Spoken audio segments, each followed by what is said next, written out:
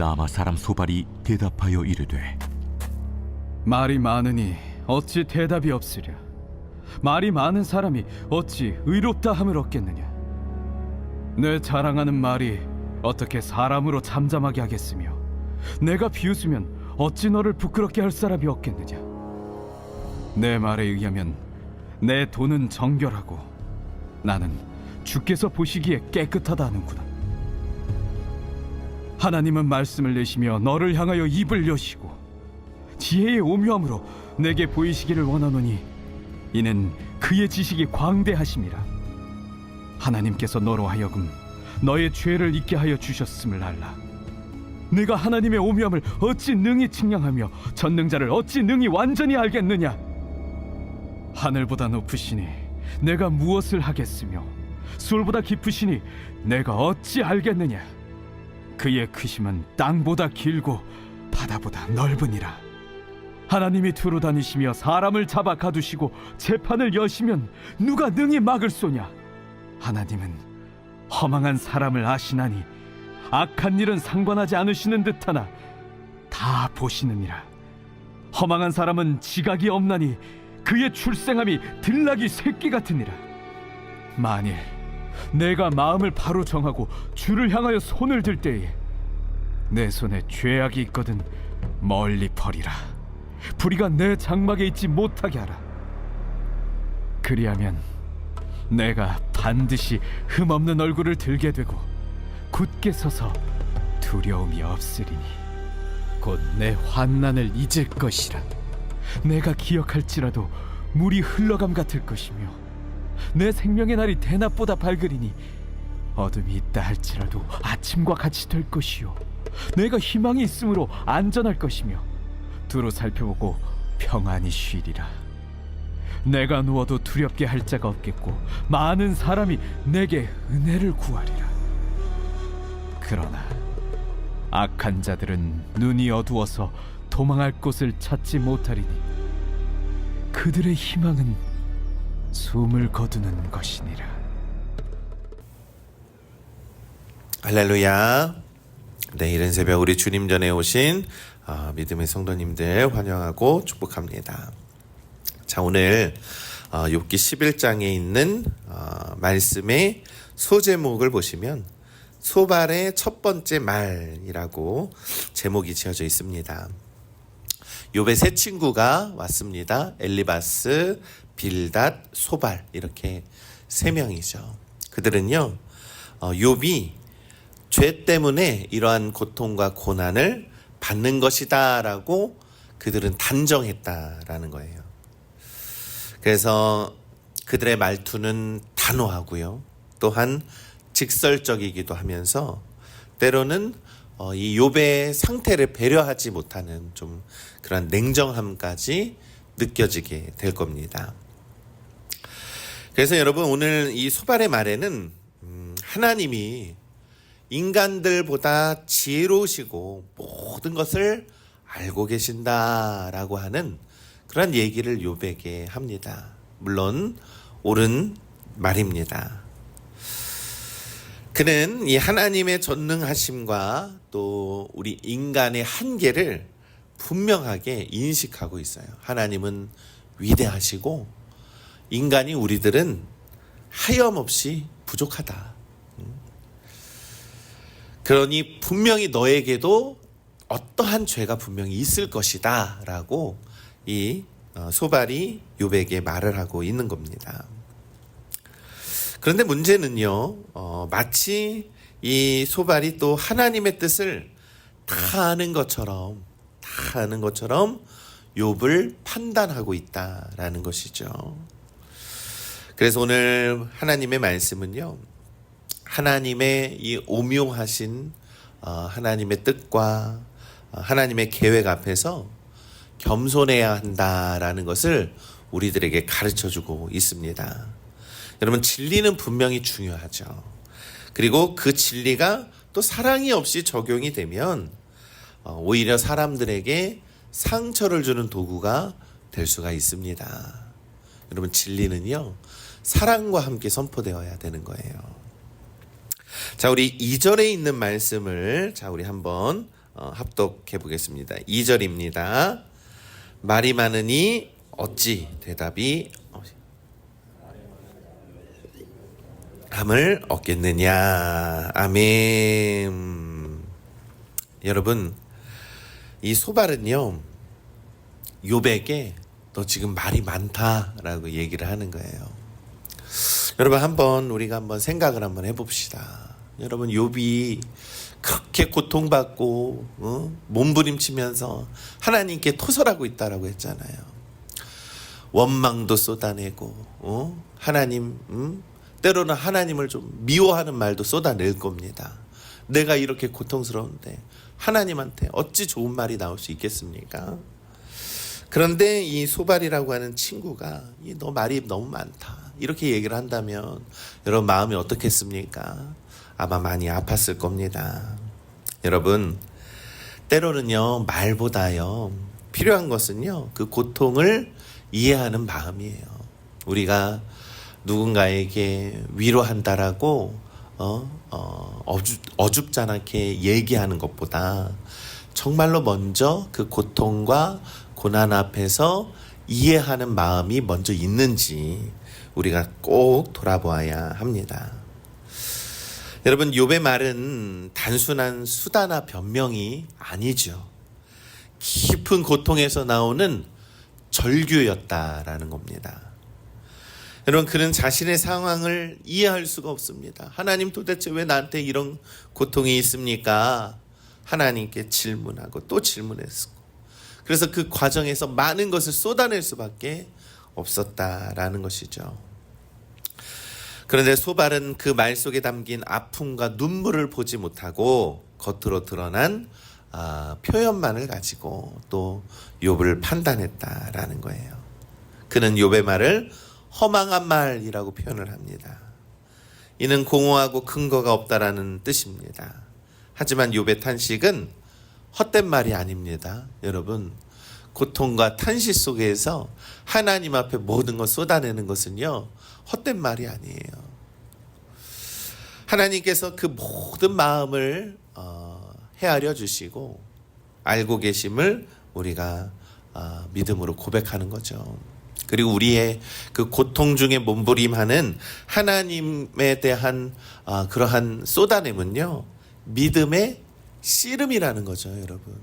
그렇지 않습니까? 여러분도 살면서 얼마나 힘들고 어려운 일 갑자기 생길 때 하나님께 나와서 다 쏟아내면서 하나님과 얼마나 치열한 씨름을 하셨습니까? 우리 사랑하는 우리 믿음의 성도 여러분, 때로는 고난받는 자들에게 필요한 것은요, 교정이나 충고가 아닙니다. 먼저 그들의 마음을 이해하고 공감해주고 함께 아파하는 마음이죠. 예수님도 우는 자들과 함께 울어야 한다라고 우리들에게 깊이 가르쳐 주셨습니다.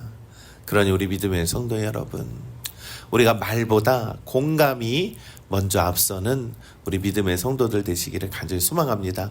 왜 그런지 아십니까? 하나님께서는 우리들의 고통과 고난을 누구보다도 알고 계시기 때문이죠. 그러면서 여러분, 하나님의 지혜는 우리 인간이 다 측량할 수가 없습니다. 자, 우리 7절에 있는 말씀 한번 합독합니다. 내가 하나님의 오묘함을 어찌 능히 완전히 알겠느냐. 아멘. 여러분, 하나님의 지혜를 우리가 감히 알 길이 없습니다. 측량할 수 없다라는 거예요. 여러분, 전능하신 하나님이 이러한 표현은요, 하나님과 우리 사이에는 본질적으로 우리가 완전히 다르죠. 하나님은 너무나도 크고 위대하시고 우리는 너무나도 작고 보잘것없는 존재라는 것을 우리는 더욱더 깨달아 알게 합니다. 그래서 소발은요, 하나님의 지혜가 하늘보다 높고 바다보다 넓다라고 표현을 하죠. 여러분, 당시 사람들이 생각할 수 있는 가장 큰 범위였을 겁니다. 여러분, 이 고백 자체는 매우 옳고 신앙적으로도 중요한 내용입니다. 그런데 여러분 또한 이 진리를 자신에게는 적용하지 않고 남에게 그렇게 저울질하면서 재단을 하면 안 된다라는 것이죠. 여러분, 우리는 때로는 하나님의 뜻을 다 아는 것처럼 행동할 때가 있습니다. 하나님의 뜻을 알면서도 외면할 때도 있죠. 여러분, 우리는 하나님의 뜻을 감히 너무나도 쉽게 생각할 때가 많이 있다는 거예요. 아이고, 이게 하나님의 뜻인가? 이것이 아니라 하나님의 뜻 가운데 나의 삶을 다시 비춰봐야 되는 거예요. 아, 이것이 하나님의 뜻 앞에서 나는 도대체 무엇을 하고 있는가? 하나님의 뜻만 하고 우리는 판단하고 끝나요. 하나님의 뜻처럼 느껴진다면 나는 어떻게 행동해야 하고, 나는 어떤 묵상을 해야 하고, 나는 어떤 기도를 드려야 하는가에 대해서 나를 조명해 보아야 한다라는 것이죠. 여러분, 성경에는 의로운 사람들이 고난을 겪는 사례가 많이 등장합니다. 그런데 우리는 그 고난의 이유에 대해서 알고 싶어 해요. 그런데 여러분, 그것이 중요한 게 아니라 그 상황 속에서 어떻게 하나님을 믿을 것인지, 그 상황 속에서 어떻게 하나님을 놓지 않을 것인지, 우리의 믿음은 그것을 준비해야 한다라는 겁니다. 참된 믿음은요, 모든 것을 설명하는 능력이 아닙니다.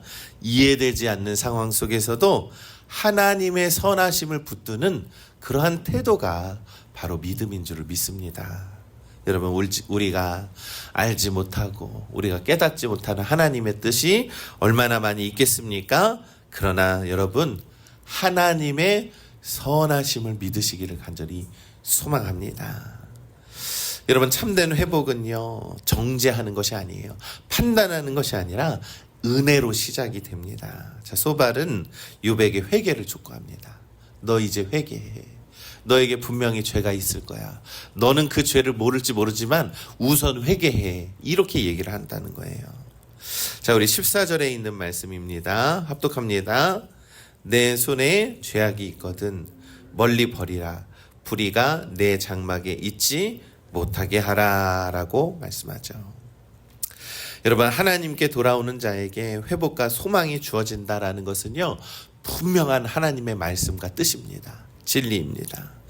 그러나 욥의 상황을 우리가 제대로 알지 못한 채 이것을 적용한다라고 한다면 욥의 마음은 얼마나 힘들고 어렵겠습니까?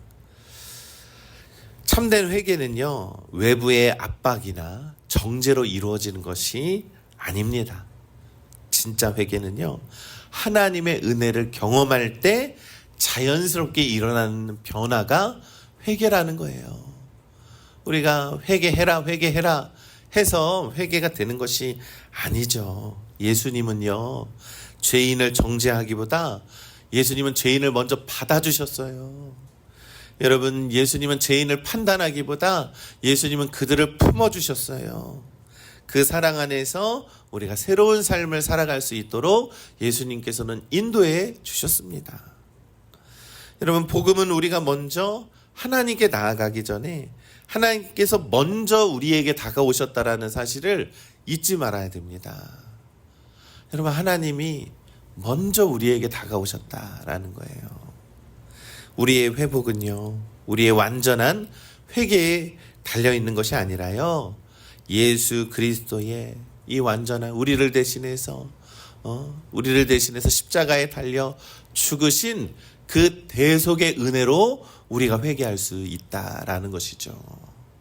내가 언제든 회개해야지, 이것이 아닙니다. 우리는 그 은혜를 깨달아 알 때, 우리는 주님의 십자가의 그 보혈의 공로가 얼마나 큰지를 은혜로 깨닫게 될 때 우리는 회개하게 되는 것이고 우리는 변화될 수 있는 것이죠. 우리 사랑하는 우리 믿음의 성도 여러분, 모르는 것을 인정하는 것이 바로 믿음입니다. 우리가 다 안다라고 생각을 해서 말이 앞서는 것이 중요한 것이 결코 아닙니다. 그냥 모르면 모른다라고 하나님 앞에 인정하는 것 또한 믿음이죠. 하나님의 지혜는 크고 위대하시지만 우리는 그 사실을 이유로 다른 사람을 정죄하고 판단하고 재단하는 것은 옳은 일이 아닙니다. 여러분, 우리에게 닥쳐오는 모든 고난의 이유는 알 수가 없습니다. 알 수가 없습니다.